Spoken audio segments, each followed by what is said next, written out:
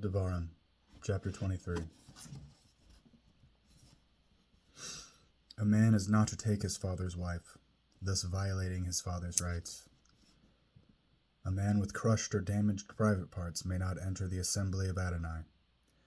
A son of a forbidden marriage may not enter the assembly of Adonai, nor may his descendants down to the 10th generation enter the assembly of Adonai.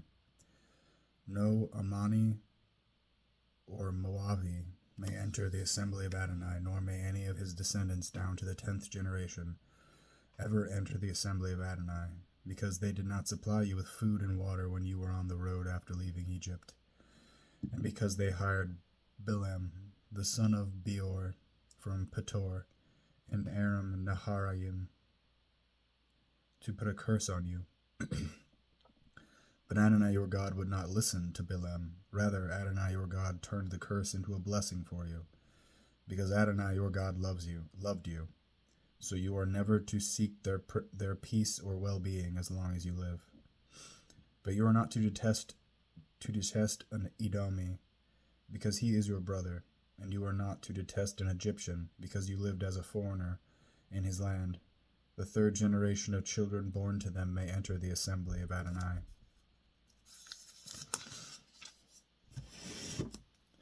When you are in camp, at war with your enemies, you are to guard yourself against anything bad. If there is a man among you who is unclean because of nocturnal emission, he is to go outside the camp. He is not to enter the camp. When evening arrives, he is to bathe himself in water, and after sunset he may enter the camp. Also, you are to have an area outside the camp to use as a latrine. You must include a trowel with your equipment. And when you relieve yourself, you are to dig a hole first and afterwards cover your excrement.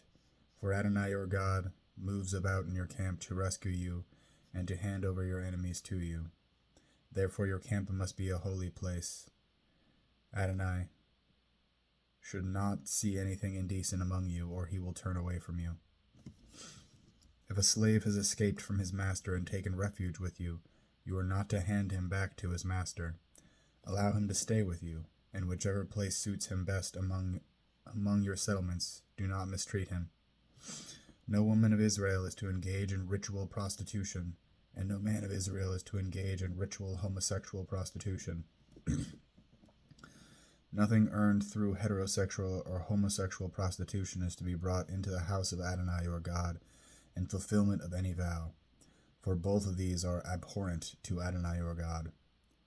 You are not to lend at interest to your brother, no matter whether the loan is of money, food, or anything else that can earn interest.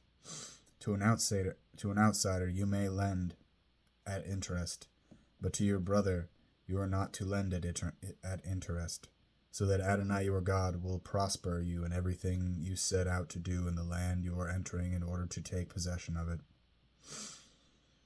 When you make a vow to Adonai your God, you are not to delay in fulfilling it, for Adonai your God will certainly demand it of you, and your failure to do so will be your sin.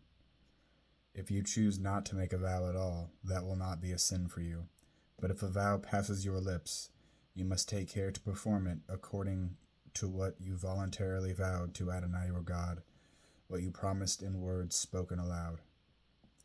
When you enter your neighbor's vineyard, you may eat enough grapes to satisfy your appetite, but you are not to put any in your basket. When you enter your neighbor's field of growing grain, you may pluck ears with your hand, but you are not to put a sickle to your neighbor's grain.